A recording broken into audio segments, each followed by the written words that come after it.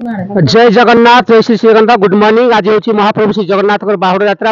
आज आप गोटे विषय देखेबी जैविक पद्धति आज्ञा केमी आम जो आम सब जो आम कर चाष कर धान कर विभिन्न फल पनीपरिया जो आम चाषी मैंने कर कारण भारत हूँ गोटे चाषी माने प्रधान देश कृषि प्रधान देश ये 90% लोग आज्ञा कृषि माने उपर व्यवहार करती चाष माने निर्भर करती तेणु आज आम कृषि मित्र जो अच्छा दीदी मैंने आमर आसपालू से किसी आमको देखेबे जैविक पद्धति केमी आम चाषी मान सचेतन कर केमिकाल व्यवहार करने फल जो रासायनिक जो सार कीटनाशक आम जो यूरिया पटास गुड़ा व्यवहार करें लोक विभिन्न किडनी जनित रोग हो कैंसर हो बड़ बड़ रोग हो डायबिटीज सुगार हो आजकल प्रकृत लोक मैंने 70-80-90 वर्ष भी बंची पारना लोक मैंने असुस्थ हो पड़ते तेनाली सुस्थ समाज आम हिंदुस्तान को भारत वर्ष गोटे सुस्थ देश करने प्रयास जारी रखिंट मु कृषि मित्र जो आम दीदी मैंने स्वागत करी जय जगन्नाथ आज आप आपण मान को नमस्कार मो घर हूँ झिंटीपाड़ मो ना हूँ सत्यभामा जेना मो कुरुडा पंचायत रे कृषि मित्र भाव काम करुँची आमर जो चाषी मान को सार औषध बिना सार औषध फसल करने आमे आम प्रयास चेष्टा करुचु बहुत सफल हबु बोली भावुचु आमर आज गोटे धान माने बीज माने धान रु गालीटा कि भल भाव बाहर ता जिनस कि माने गोटे फेल न मार गछ से आम गोटे जिनस तैयारी करिचु एड्रे आमर किछि माने धानर परिमाण नहीं किछि पानी गाई परिस्रा देसी गाई खत आ चून आको नहीं गोटे माने बाल्टी भाव गोटे गमई दिज्व गमई देला से 24 घंटा भितर धान रे गुड़े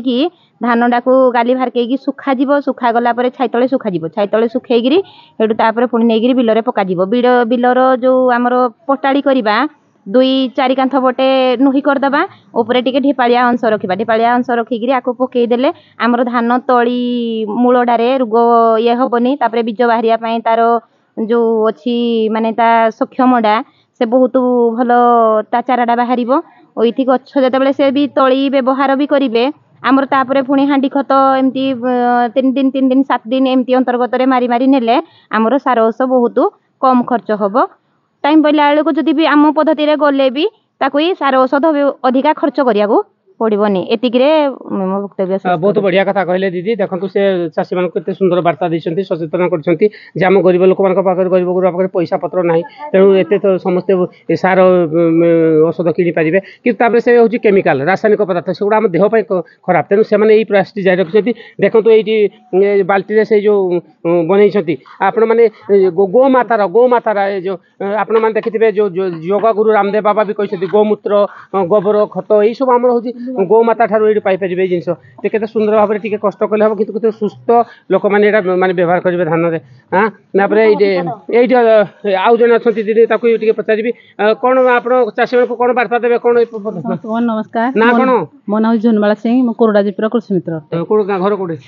ग्राम हूँ पटगाड़िया बर्तमान आम चाषी घर एने बुली बुली चाष समय आसीगला एने बर्तमान केमती जीवामृत तैयारी कराहब जो कौन जमी आम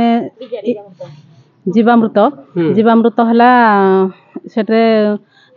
कौन डाली गुंड आउ गोमूत्र देसी गोमूत्र देसी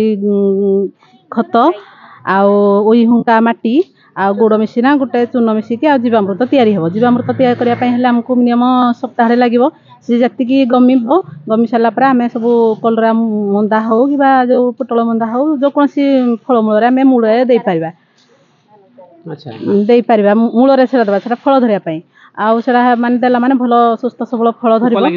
पोक सारे से माने फल धरिया फल हाँपाई आउटा भल फल ग्रोथ भल हम आम जमी सार देला माने सार देकी आम खाऊ जरा आम देह को हितकारक होची आउटा नहवाई आम चाषी घर को प्रत्येक घर बुली बुली आम वार्ता दो धन्यवाद दीदी कहबार थी से आम कृषि मान चाषी मान को भल वार्ताटी दौरान आउ सब मुझे आशा करी से घर घर बुली बुली समस्त को माँ मान को लेडीज मान मेन से बुझाऊँ ए विषय टे सचेतन करूँ आशा कर कृषि मित्र दीदी मैंने जो आसी आम ये प्रयास जारी रखिंट जैविक पद्धति आम चाषी मान सचेतन कर आम सब कीटनाशक केमिकल रासायनिक ठार दूर रुहतु सुस्थ समाज आम गढ़ी पार जहाँ कृषि मित्र दीदी मान प्रयास प्रभु जगन्नाथ माने पूरण करूँ समस्ते माने जैविक पद्धति आपणातु मु आशा कर यूट्यूबर सुनील कुमार अनुगुल जिला छेंडीपदा ब्लॉक अंतर्गत कोरडा ग्राम जय जगन्नाथ धन्यवाद।